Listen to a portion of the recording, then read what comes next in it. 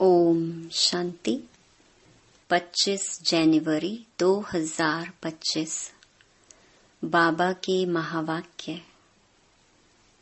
मीठे बच्चे, चुस्त स्टूडेंट बन अच्छे मार्क्स से पास होने का पुरुषार्थ करो।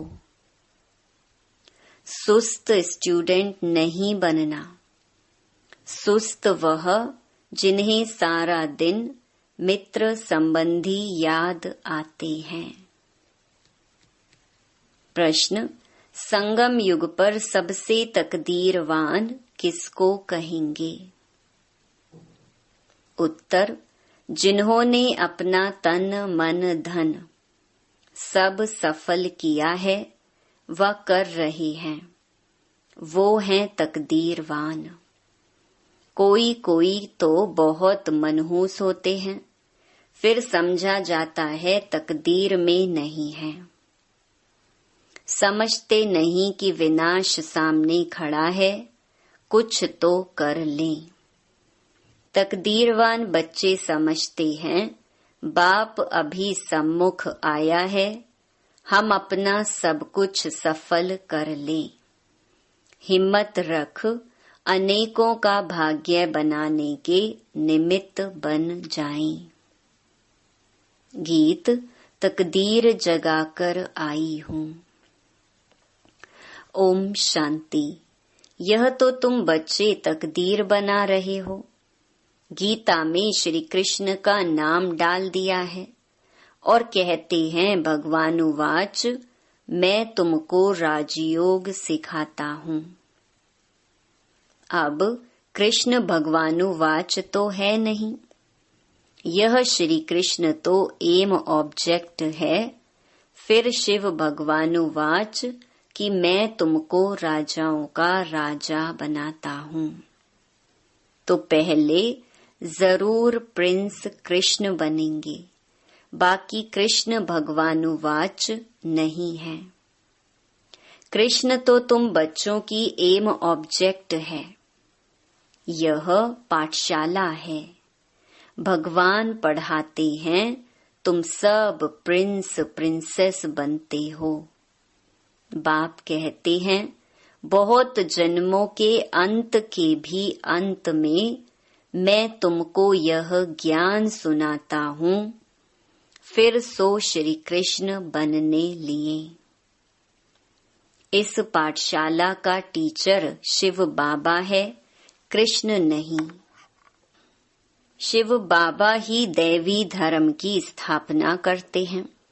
तुम बच्चे कहते हो हम आए हैं तकदीर बनाने। आत्मा जानती है हम परमपिता परमात्मा से अब तकदीर बनाने आए हैं। यह है प्रिंस प्रिंसेस बनने की तकदीर। राजयोग है ना। शिव बाबा द्वारा पहले पहले स्वर्ग के 2 पत्ते राधे कृष्ण निकलते हैं। यह जो चित्र बनाया है यह ठीक है, समझाने के लिए अच्छा है। गीता के ज्ञान से ही तकदीर बनती है। तकदीर जगी थी सो फिर फूट गई। बहुत जन्मों के अंत में तुम एकदम तमो प्रधान बैगर बन गए हो।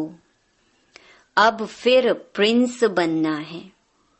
पहले तो जरूर राधे कृष्ण ही बनेंगे, फिर उन्हों की भी राजधानी चलती है।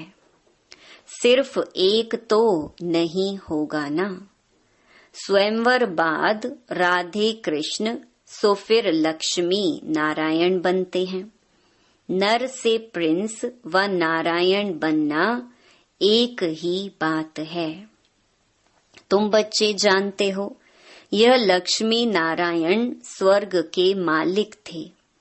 जरूर संगम पर ही स्थापना हुई होगी, इसीलिए संगम युग को पुरुषोत्तम युग कहा जाता है।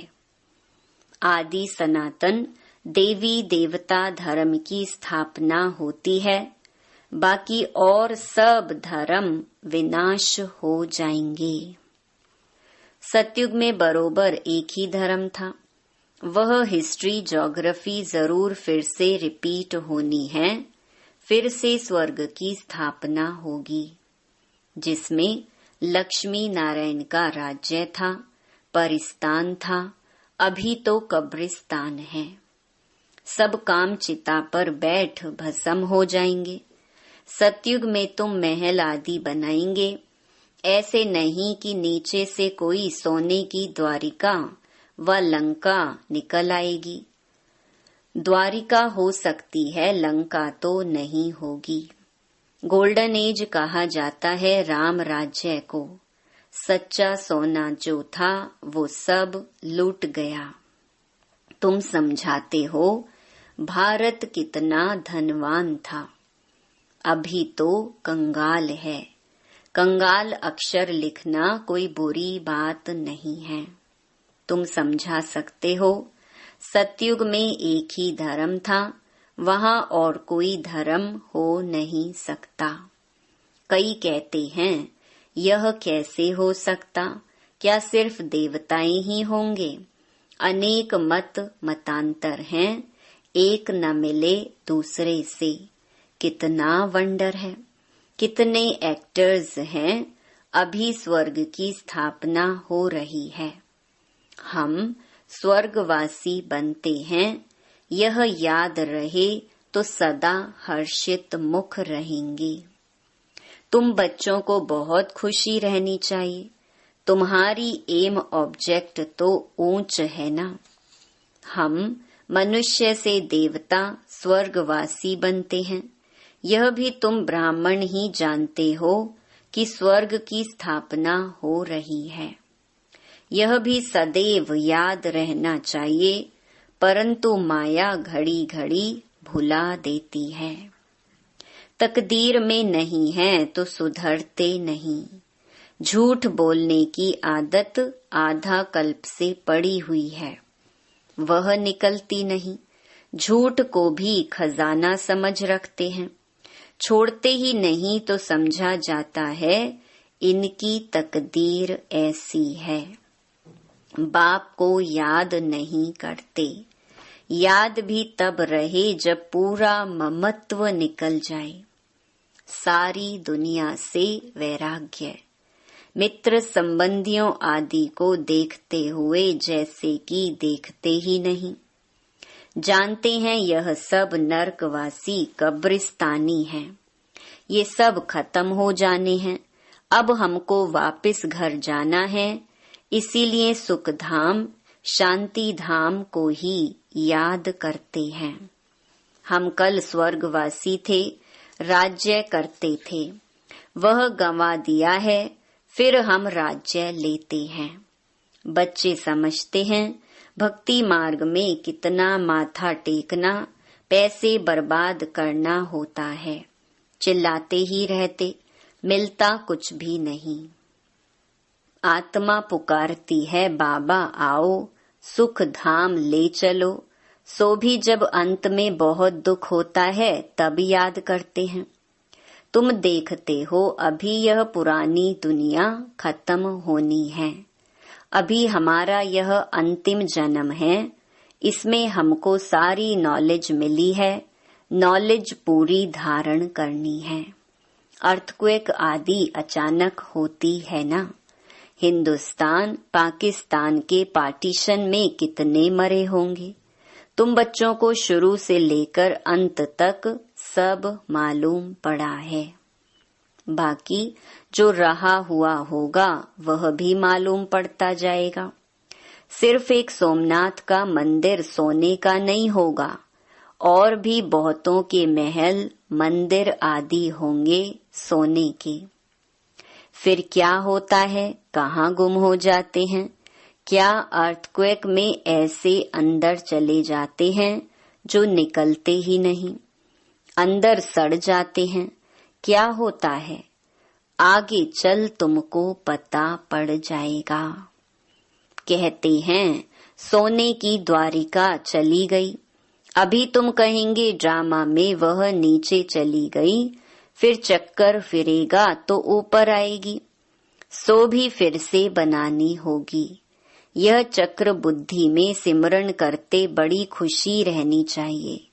यह चित्र तो पॉकेट में रख देना चाहिए। यह बैज बहुत सर्विस लायक है, परंतु इतनी सर्विस कोई करते नहीं है। तुम बच्चे ट्रेन में भी बहुत सर्विस कर सकते हो, परंतु कोई भी कभी समाचार लिखते नहीं है कि ट्रेन में क्या सर्विस की। 3rd क्लास में भी सर्विस हो सकती है। जिन्होंने कल्प पहले समझा है, जो मनुष्य से देवता बने हैं वही समझेंगे। मनुष्य से देवता गाया जाता है, ऐसे नहीं कहेंगे कि मनुष्य से क्रिश्चियन व मनुष्य से सिख। नहीं, मनुष्य से देवता बने अर्थात आदि सनातन देवी देवता धर्म की स्थापना हुई। बाकी सब अपने अपने धर्म में चले गए। झाड़ में दिखाया जाता है फलाने फलाने धर्म, फिर कब स्थापन होंगे। देवताएं हिंदू बन गए, हिंदू से फिर और धर्म में कन्वर्ट हो गए। वह भी बहुत निकलेंगे जो अपने श्रेष्ठ धर्म कर्म को छोड़ दूसरे धर्मों में जाकर पड़ी हैं। वह निकल आएंगे, पीछे थोड़ा समझेंगे, प्रजा में आ जाएंगे। देवी देवता धर्म में सब थोड़े ही आएंगे, सब अपने अपने सेक्शन में चले जाएंगे। तुम्हारी बुद्धि में ये सब बातें हैं, दुनिया में क्या क्या करते रहते हैं। अनाज के लिए कितना प्रबंध रखते हैं, बड़ी बड़ी मशीनें लगाते हैं, होता कुछ भी नहीं है। सृष्टि को तमो प्रधान बनना ही है, सीढ़ी नीचे उतरनी ही है। ड्रामा में जो नोंद है वह होता रहता है। फिर नई दुनिया की स्थापना होनी ही है। साइंस जो अभी सीख रहे हैं, थोड़े वर्ष में बहुत होशियार हो जाएंगे, जिससे फिर वहाँ बहुत अच्छी अच्छी चीजें बनेंगी।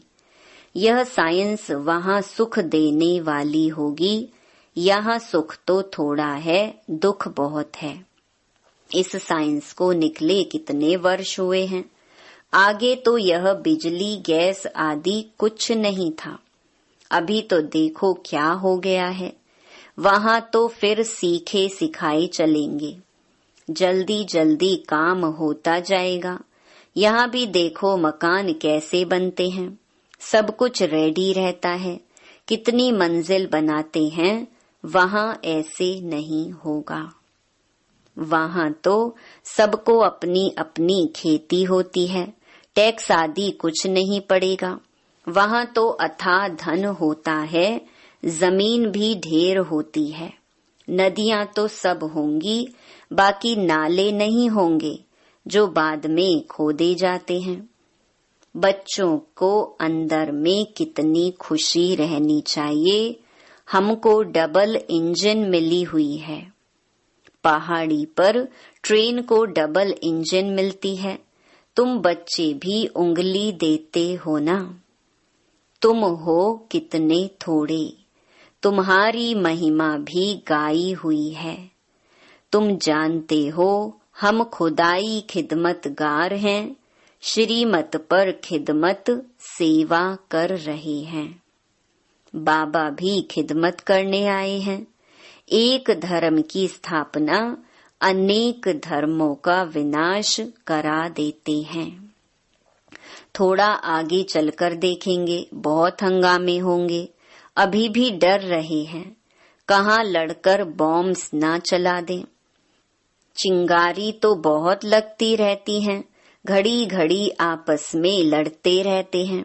बच्चे जानते हैं पुरानी दुनिया खत्म होनी ही है, फिर हम अपने घर चले जाएंगे।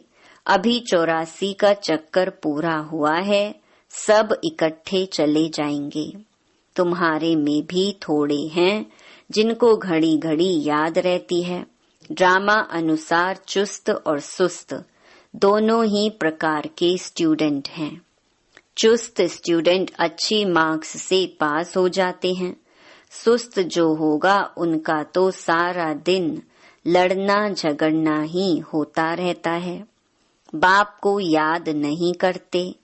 सारा दिन मित्र संबंधी ही बहुत याद आते रहते हैं। यहाँ तो सब कुछ भूल जाना होता है। हम आत्मा हैं, यह शरीर रूपी दुम लटका हुआ है। हम कर्मातीत अवस्था को पा लेंगे, फिर यह दुम छूट जाएगा। यही फिक्र है। कर्मातीत अवस्था हो जाए तो यह शरीर खत्म हो जाए, हम श्याम से सुंदर बन जाएं। मेहनत तो करनी है ना। प्रदर्शनी में भी देखो कितनी मेहनत करते हैं।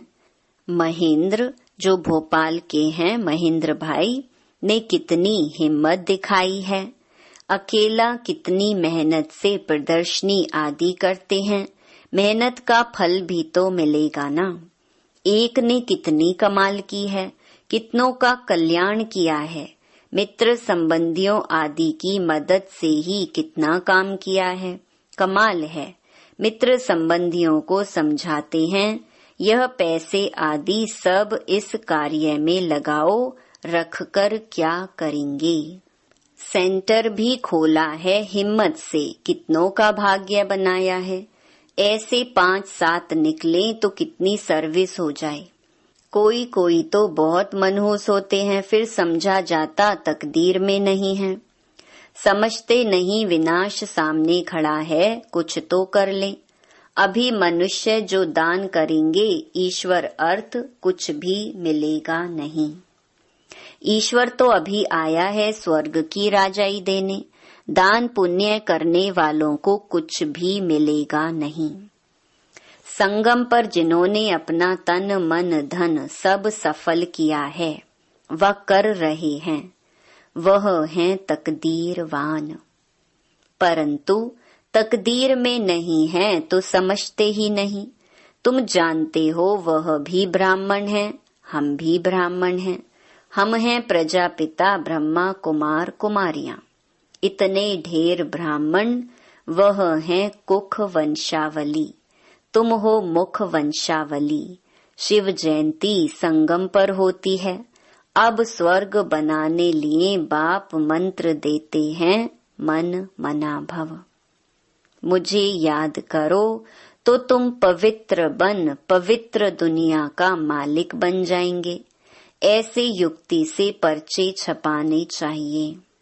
दुनिया में मरते तो बहुत है ना। जहाँ भी कोई मरे तो वहाँ पर्चे बांटने चाहिए। बाप जब आते हैं तब ही पुरानी दुनिया का विनाश होता है और उसके बाद स्वर्ग के द्वार खुलते हैं।